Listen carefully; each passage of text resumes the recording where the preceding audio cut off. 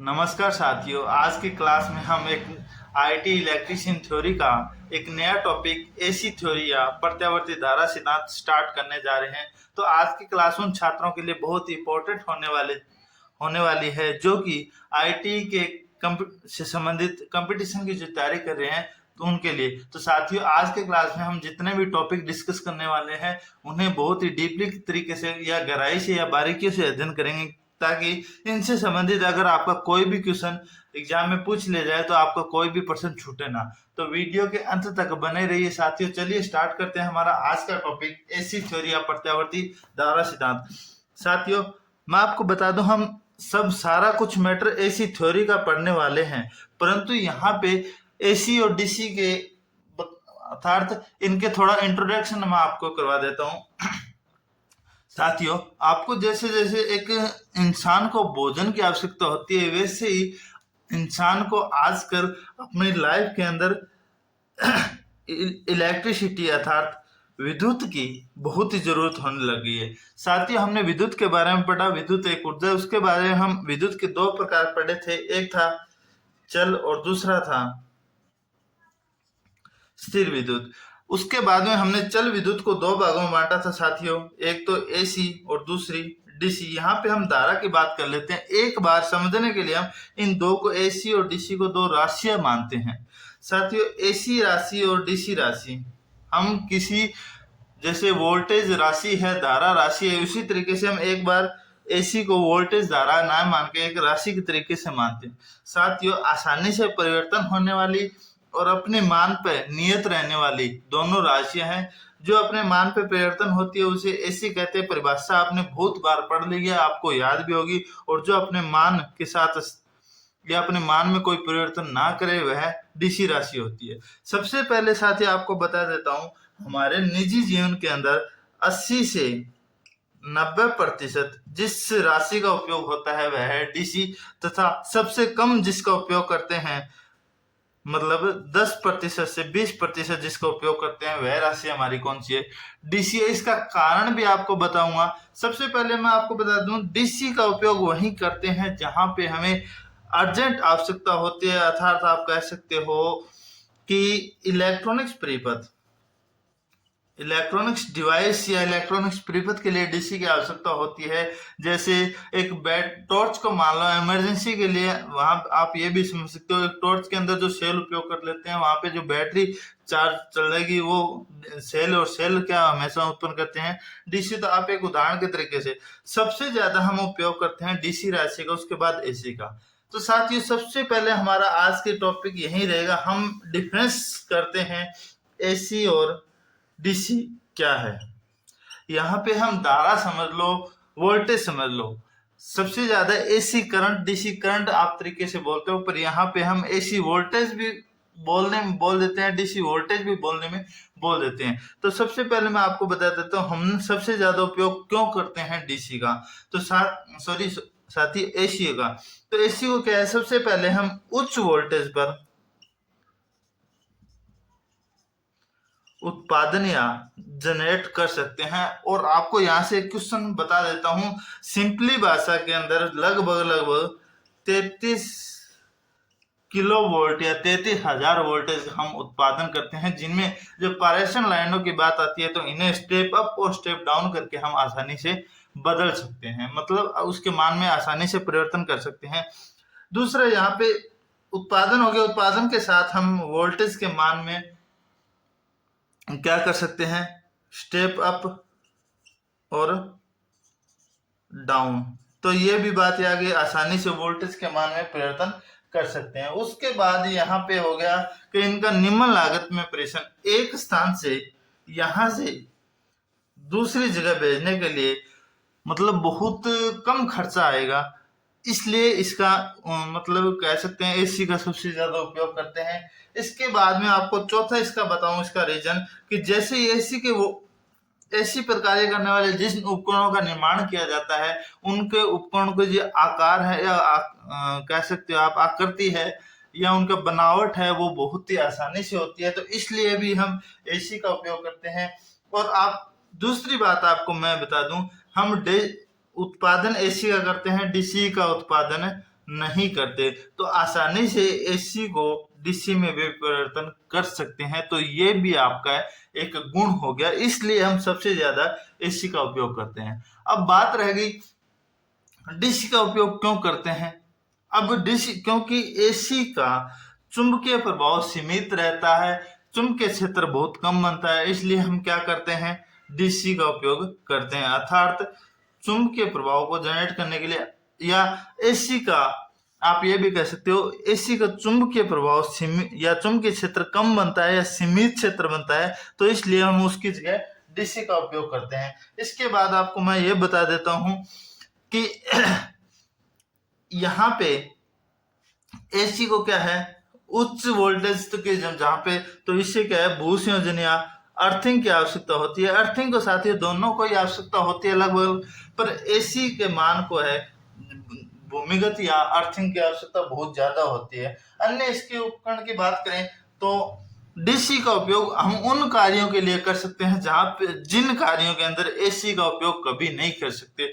जैसे हो गया धातु शोधन, हो गया बैटरी चार्जिंग हो गई, इलेक्ट्रॉनिक उपकरण हो गए, ऐसे अनेक कार्य हैं जिसे वहां पे एसी का काम नहीं है। तो हम वहां पे एसी को डीसी में परिवर्तन करके, किसकी सहायता से, रेक्टिफायर की सहायता से परिवर्तन करके हम इसका उपयोग कर सकते हैं। तो साथियों, यहाँ तक हमने ये टॉपिक पढ़ा भी एसी का एसी आसानी से उच्च वोल्टेज पर उत्पादन किया जा सकता है, वोल्टेज कम या ज्यादा में आसानी से परिवर्तन किया जा सकता है, एक स्थान से दूसरे स्थान पर जाने के लिए मिनिमम राशि का या लागत राशि बहुत कम होती है, और इसके बाद में जो उपकरण बनाए जाते हैं एसी के उपकरण, उनकी बनावट और उनके खर्चा बहुत कम आता है, या उनकी संरचना बहुत आसानी से एसी को डीसी में बदला जा सकता है। इसलिए हम 90 से 100 मतलब 80 से 90% कार्यों के लिए हमें एसी की आवश्यकता होती है। अब हम साथियों बात कर लेते हैं एसी और डीसी के अंतर फर्क हमने जान लिया,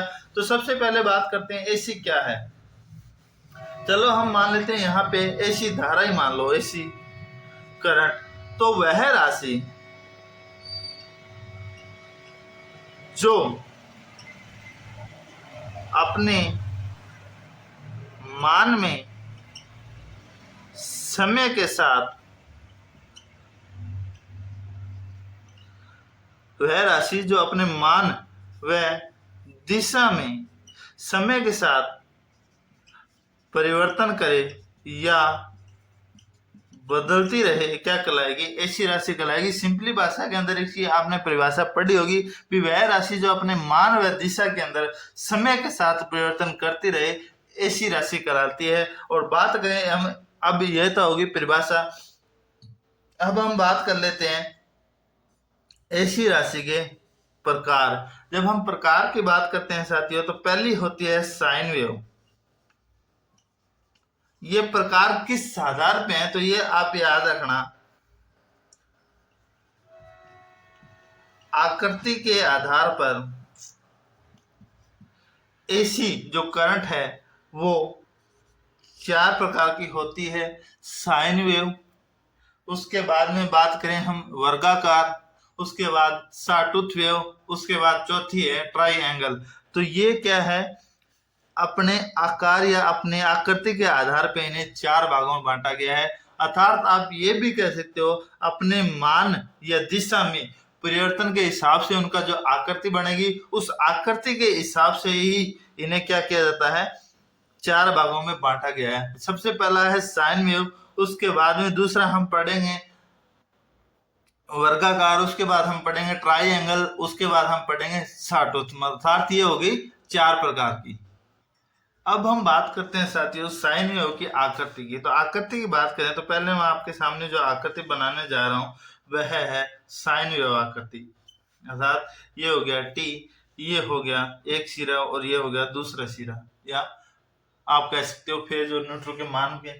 तो यहाँ पे हम सबसे पहले साइन वेव की परिभाषा की बात करें साथियों, तो वह यहाँ पे मैंने राशियों को जिक्र चला था, तो वे प्रत्यावर्ती राशियां, अर्थात आप धारा कह सकते हो, वोल्टेज कह सकते हो, जो अपने फेज कोणों के जो जामान है, अर्थात यहाँ पे ज्या का अर्थात है 90 डिग्री। तो अपने जो फेज कोण अर्थात वोल्टेज राशि और प्रत्यावर्ती धारा राशि के मध्य बने कोण को फेज कोण कहते हैं। और यहाँ पे वहां अगर दोनों राशियों के बीच में जो कोण 90 डिग्री का हो तो ऐसे बने साइकिल या वक्र को क्या कहते हैं, साइन वेव वक्र कहते हैं। आपके सामने ये आकृति है। इसके एक सिरे को धनात्मक आप कह सकते हो या आप कह सकते हो फेज, या दूसरा हो गया ऋणात्मक या न्यूट्रल आप कह सकते हो। अर्थात एक मान अपने मान में पहले बढ़ोतरी हुई, इसके बाद में कमी आई, तो यहाँ पे आप साइन वेव कह सकते हो। परिभाषा की दोबारा आपको बता दूं, वे प्रत्यावर्ती राशियां जो अपने फेज कोणों के मध्य के जो मान है वो ज्यामानों के अक्ष पर तैयार किए गए वक्र, जो वक्र होगा, अर्थात ये हो गया 0, उसके बाद 90 डिग्री, उसके बाद 180 डिग्री, उसके बाद 270 डिग्री, उसके बाद 360 डिग्री।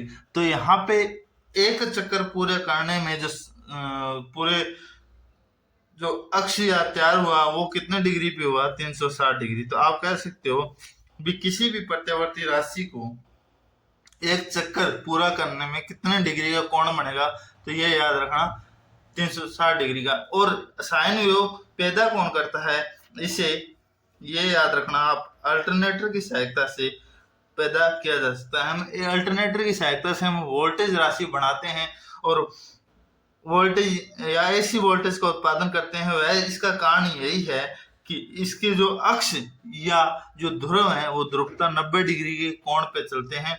तो यहाँ से जो तैयार किया गया वक्र, जो वक्र बनेगा आपको, ये साइन वेव वक्र कहलाएगा। अब हम बात करते हैं हमारे आकृति के आधार पर दूसरे प्रत्यावर्ती या एसी करंट के बारे में। तो वो हो गई, दूसरा है हमारा वर्गाकार तरंग, आप कह सकते हो बी। वर्गाकार तरंग कौन सी होगी, हम इसकी आकृति बनाए तो ये हो गया टी, समय अक्ष पे तैयार किया गया वक्र, पहले बढ़ोतरी होगी एकदम, उसके बाद स्थिर, फिर एकदम उसमें गिरावट आएगी, फिर उसके बाद में ये नियत गति चलेगा, फिर अपने मान में बढ़ोतरी करेगा। तो ये हो गया एक चक्कर। अब आप यहां से एक आपको मैं ये बात बता देता हूं कि इस प्रकार की तरंग में जब हम बात करें कि इसका आयाम, अर्थात इसके मान में जो बढ़ोतरी हुई, पहले यहां से जो बढ़ोतरी हुई वह उच्चतम हुई, ठीक है, उसके बाद वहां उच्चतम से बिल्कुल ये न्यूनतम, और उसके बाद ये न्यूनतम से बिल्कुल उच्चतम की ओर। तो आपको कह सकता है भी ऐसी कौन सी तरंग है जिसमें आयाम या अपने मान में न्यूनतम और अधिकतम मान के बीच में वह स्थिर रहेगी, उसकी दिशा स्थिर रहेगी। तो अर्थात यहां से स्टार्ट किया 0 से, अपने मान में अधिकतम इसकी दिशा 1 रही, उसके बाद इसकी दिशा परिवर्तन होगी, उसके बाद में अपना अधिकतम मान पे पहुंच गई, फिर अधिकतम से न्यूनतम मान के बीच में जो दिशा है वो इसकी दिशा 1 रही, फिर दिशा 1 रही। अर्थात जब यह अपने मान में परिवर्तन करे तो वह दिशा इसकी नियत रहेगी। तो ऐसी राशि को या ऐसी तरंग को क्या कहेंगे, वर्गाकार तरंग कहेंगे। उसके बाद में हमारी जो तीसरी तरंग है वो है, सी की बात करें तो ट्राइएंगुलर या त्रिभुजाकार तरंग। जब हम त्रिभुजाकार तरंग की बात करें तो अपने मान में पहले, उसके बाद मिनिमम, उसके बाद ये इसका मान चलता रहेगा। इसकी भी दिशा 1 रहेगी, पर यहाँ पे याद रखना इसकी दिशा अलग अलग तरीके से बदलती रहेगी। जैसे पहले उसके अंदर वर्गाकार के अंदर 2 दिशा थी, एक ऊपर की नीचे की, ये अब इसमें 3 तरीके से होगी, पहली, दूसरी, तीसरी, ये दिशा बदलती रहेगी। तो आप यहाँ पे ये याद रखना आकृति के आधार पे इसकी त्रिभुजाकार तरंग होगी। अगली है आकृति त्रिभुजाकार जैसी आपको दिखने की मिलेगी, जैसे इसके साथ से बना देता हूं, तो वो कौन सी होगी, डी सा टूथ वेव। तो यहाँ पे जब हम बात करें साथियों, तो इसकी जो आकृति है वो पहले बढ़ोतरी, उसके बाद में कमी, मतलब त्रिभुजाकार से विपरीत रहेगी इसकी आकृति। तो आप याद रखना ये इस प्रकार की आकृति जो बनने वाली है वो आकृति कौन सी है,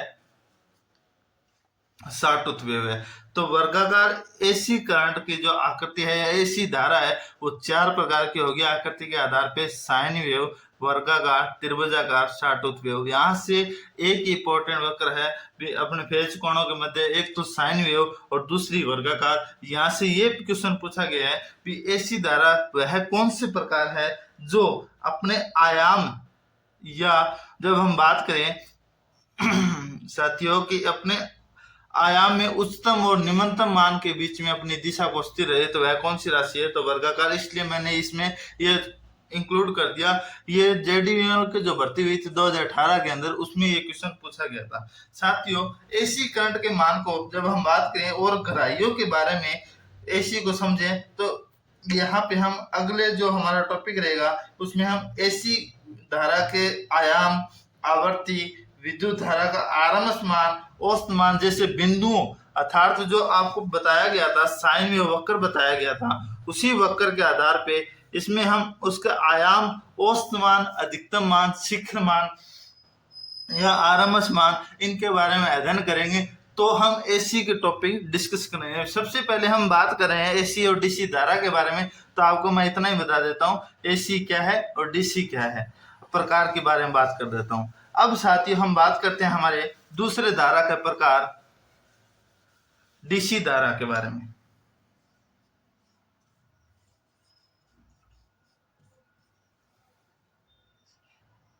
साथियों जब हम डीसी धारा के परिभाषा की बात करें तो परिभाषा हो गई कि वह विद्युत धारा जिसका मान व प्रवाह की दिशा समय के साथ निरंतर है, अर्थात तो कोई भी परिवर्तन ना हो, डीसी धारा या दृष्ट धारा कहलाएगी। जैसे आपके सामने डायग्राम की बात करूं तो ये हमने डायग्राम बनाया था, ये समय के सापेक्ष और यह अपने मान या मैक्सिमम या मिनिमम, ये इसका मान हो गया। आप इसे डीसी धारा की बात करें तो पॉजिटिव सिरा और नेगेटिव सिरे की बात कर सकते हैं। एसी के अंदर यही सिरे थे जो न्यूट्रल कहलाएंगे।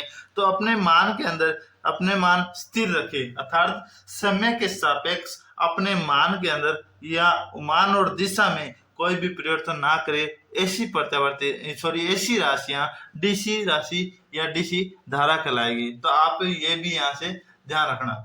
उसके बाद में सब साथियों आपको बता दूं कि सबसे ज्यादा इसका उपयोग इलेक्ट्रॉनिक्स परिपथ में किया जाता है। साथियों धारा को सेल, बैटरी, डायनेमो, जनरेटर आदि से उत्पन्न किया जा सकता है। जब हम इसका उपयोग की बात करें साथियों तो विद्युत लेपन, धातु शोधन, बैटरी चार्जिंग और ज्यादातर इलेक्ट्रॉनिक्स उपकरण के प्रचलन के लिए इसका उपयोग किया जाता है। तो यहाँ से आप ये बिंदु भी ध्यान रखना।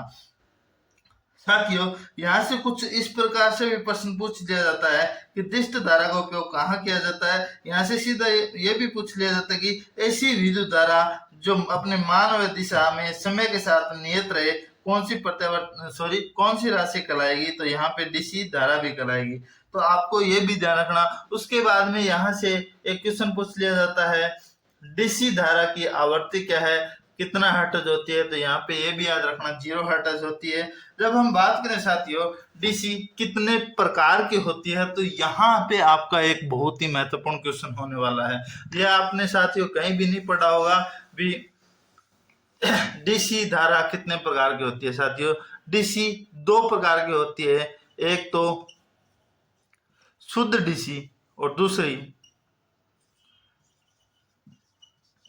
अशुद्ध डीसी की बात। अब यहाँ पे बात कर लेते हैं शुद्ध डीसी और अशुद्ध डीसी की। हमने शुरुआत में पढ़ा था डीसी का उत्पादन नहीं कर सकते, एसी को ही मतलब एसी को डीसी में बदला जा सकता है। तो यहाँ पे अपने पास होगी एसी और यहाँ पे बात होगी डीसी की। तो एसी को डीसी में बदला जाता है किसकी सहायता से, रेक्टिफायर, और रेक्टिफायर या दृष्ट कार्य की सहायता से एसी को डीसी में बदला जाता है। यहाँ पे सिंपल भाषा के अंदर बात करें तो डायोड का उपयोग किया जाता है। साथियों अब यहाँ पे अपने को एक बात ये याद रखनी है, जब एसी को डीसी में बदलते हैं तो साथियों जैसे हम पानी को कितना भी फिल्टर कर लेते हैं कुछ ना कुछ अशुद्धियां रह ही जाती है, वैसे ही डीसी में जब बदला तो एसी के कुछ गुण डीसी में मिक्स हो गए, तो उसे क्या कह दिया, अशुद्ध डीसी हो गया।